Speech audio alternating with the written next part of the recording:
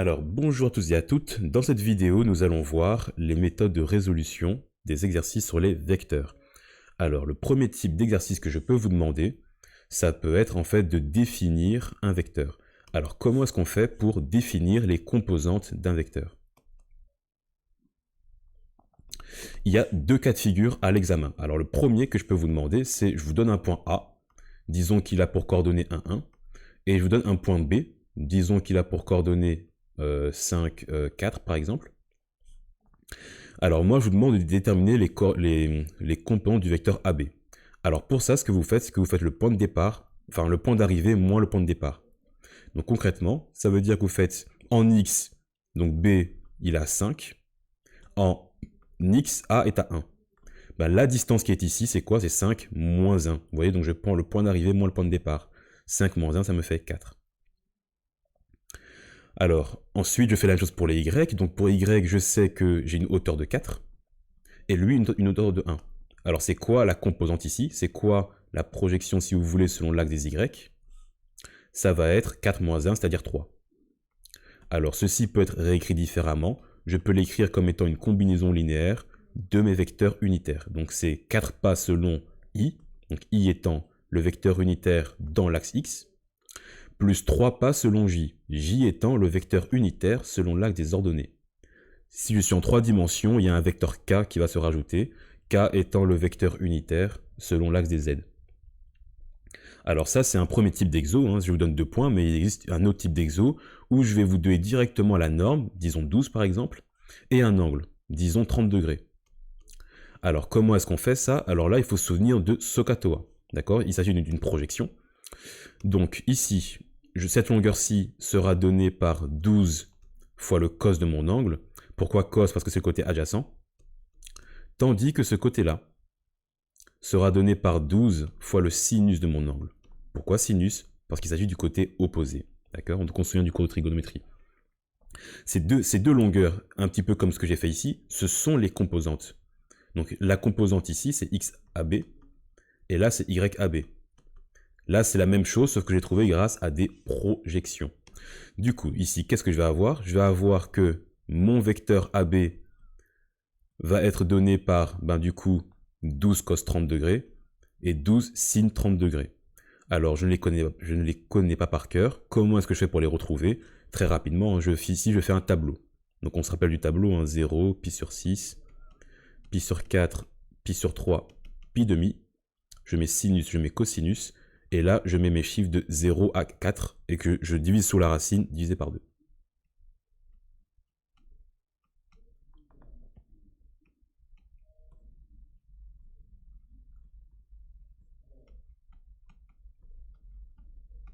Alors, qu'est-ce que je cherche moi? Moi, ce que je cherche, c'est le cos et le sin de 30 degrés. On se rappelle que pi radian, c'est 180 degrés. Du coup, automatiquement, 30 degrés, c'est pi sur 6. Hein, puisque pi, c'est 180 degrés. Alors, pi sur 6, son sinus est égal à 1,5. Du coup, ici, je vais avoir 6. Et son cosinus est égal à racine de 3 sur 2. En gros, je vais avoir ici 6 racine de 3. Voilà, à nouveau, je peux l'écrire comme étant une combinaison linéaire de mes vecteurs de base. C'est le même principe. Alors ça, c'était le premier type d'exo, hein, c'est le petit point A. Calculer les composantes de mes deux vecteurs. Alors ensuite, je peux vous demander, je vous donne deux vecteurs, est-ce que ces deux vecteurs sont collinéaires? Alors comment démontre-t-on la collinéarité? Alors c'est quoi la collinéarité pour commencer? Ça veut simplement dire que mes deux vecteurs sont sur la même droite. Donc ici, j'ai un point A, un point B, un point C. Ces deux vecteurs sont collinéaires si AB, donc AB et AC ici sont collinéaires. Alors comment est-ce que je fais pour le démontrer? Alors l'idée en fait c'est que je vais avoir ici un vecteur AB, disons qu'il a pour composante 2 et 2, et je vais avoir un vecteur AC. Alors le vecteur AC il va avoir pour composante par exemple 6 et 6. Ce que je dois faire en fait c'est démontrer que AB et AC sont proportionnels. Je dois trouver un coefficient de proportionnalité.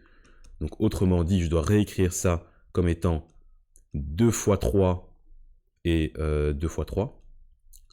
Ensuite, je sors le 3.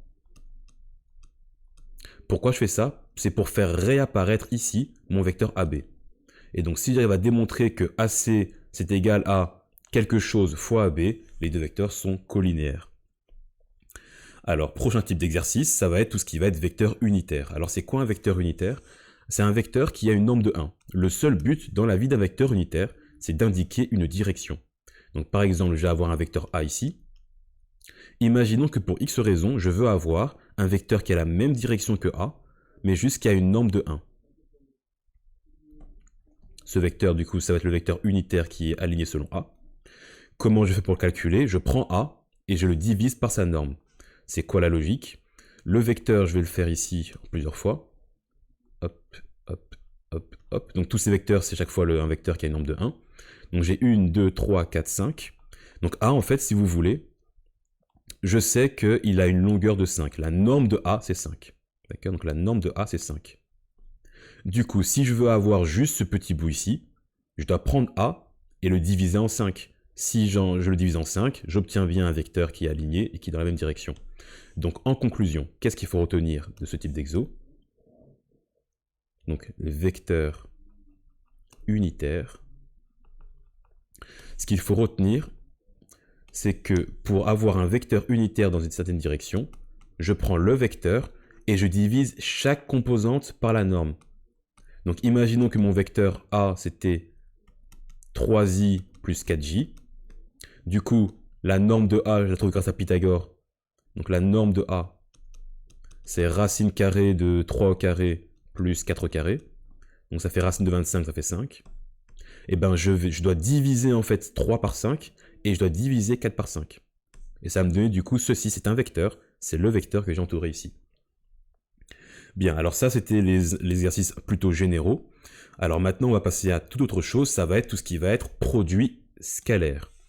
Alors le produit scalaire,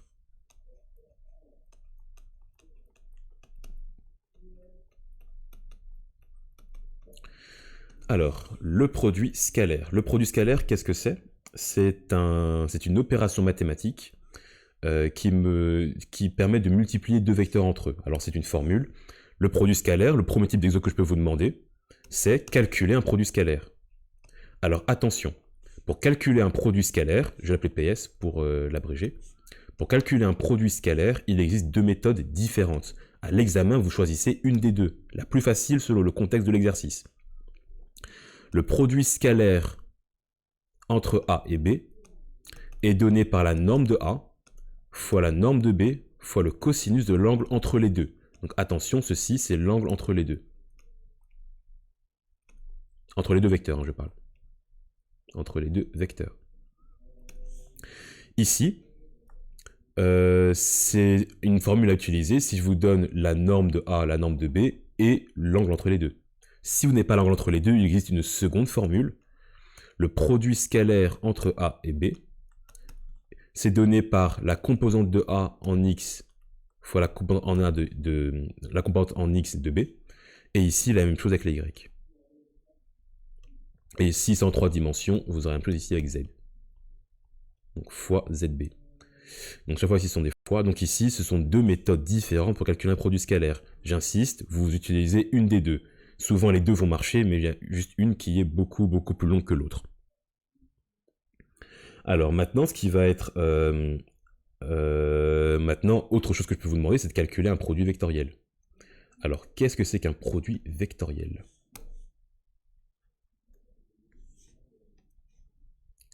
Alors, un produit vectoriel, c'est drôle parce que ça ressemble très fortement au produit scalaire, sauf que ce n'est pas un...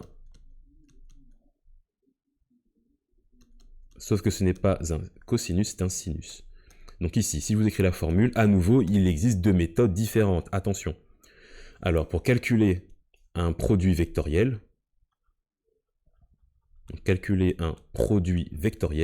il existe deux formules. En TP, j'entends souvent, mais monsieur, on n'a pas ci, on n'a pas ça. Ben, si vous n'avez pas, si vous manque une donnée, ben, utilisez l'autre méthode. La première méthode, ça va être de calculer avec la norme de A fois la norme de B fois le sinus de l'angle entre les deux. Mais attention, le produit vectoriel est un vecteur, contrairement au produit scalaire qui était juste un chiffre. Le produit vectoriel étant un vecteur, je dois ici le multiplier ici par un vecteur unitaire qui a la même direction que lui. Alors il y a une règle à retenir, retenez-la bien, le produit vectoriel de A et B donne un vecteur qui est perpendiculaire aux deux. Donc ici, pour illustrer ce que je vous dis, vous avez ici un plan. Dans ce plan, vous avez un vecteur A, vous avez un vecteur B. Le produit vectoriel, c'est un vecteur qui va être normal à mon plan. D'accord? Donc ceci, c'est le vecteur unitaire qui est normal au plan. Je peux vous le dessiner si vous le souhaitez. Il est ici.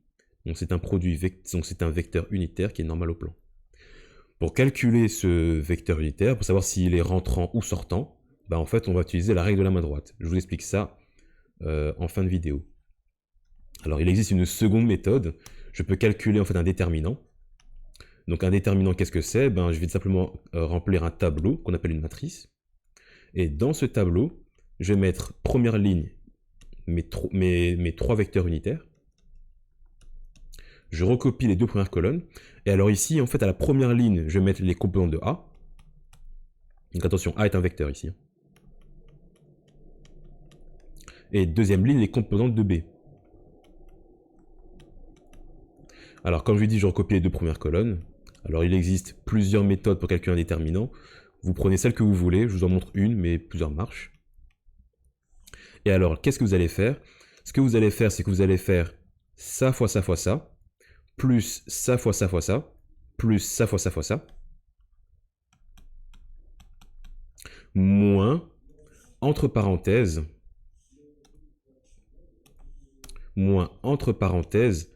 ça fois ça fois ça, plus ça fois ça fois ça, plus ça fois ça fois ça. À la fin, vous obtenez un chiffre, et ce chiffre, vous obtenez un vecteur, excusez-moi, et ce vecteur, ce sera le produit vectoriel. Donc ici, on aura quelque chose avec du i, avec du j et avec du k. Alors, je finis juste avec un dernier élément. Qu'est-ce que c'est que la règle de la main droite? Alors, la règle de la main droite, vous l'avez sur le schéma ici. Donc, ce qu'on va faire, en fait, c'est que pour calculer A cross B, je dois mettre mes doigts dans A.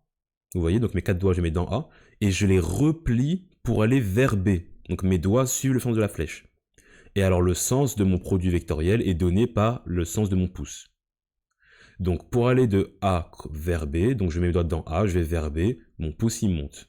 Maintenant, B cross A, c'est un vecteur qui est toujours perpendiculaire au plan, mais qui va dans l'autre sens. Donc, il est perpendiculaire, mais dans l'autre sens, il est négatif. Comment je sais ça? Je mets mes doigts dans B. Faites-le, hein, vous mettez vos doigts dans B. Vous remarquerez que pour aller vers A, vous devez en fait retourner votre poignet. Et alors faites-le, votre pouce doit aller du coup dans le sens de la feuille. Donc vous mettez vos doigts dans B, vous les repliez pour aller vers A, et alors du coup ça va rentrer dans la feuille. Vu que quand ça sort de la feuille c'est positif, mon A cross B est positif, ce sera dans le sens de plus K, tandis que vu que dans le sens de la feuille c'est négatif, ce sera moins K, ce sera bien un vecteur qui sera rentrant. Alors, une dernière chose, juste pour être sûr qu'on part tous de la même chose. Ici, c'est quoi mes vecteurs unitaires selon mes axes? Alors, il faut bien le voir ici en 3 dimensions. I, c'est un vecteur qui a une norme de 1 qui est orienté selon l'axe des X. J est un vecteur qui a une norme de 1 selon Y.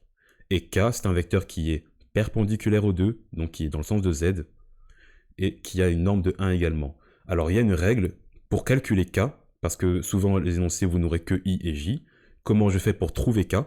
Ce que je dois faire, c'est que je dois faire la règle de la main droite avec I et J, en allant bien de I vers J. Donc je mets mes doigts dans I, je les replie pour aller vers J, et le sens de mon pouce, c'est K. Voilà, donc ça c'est une convention qui sera toujours utilisée.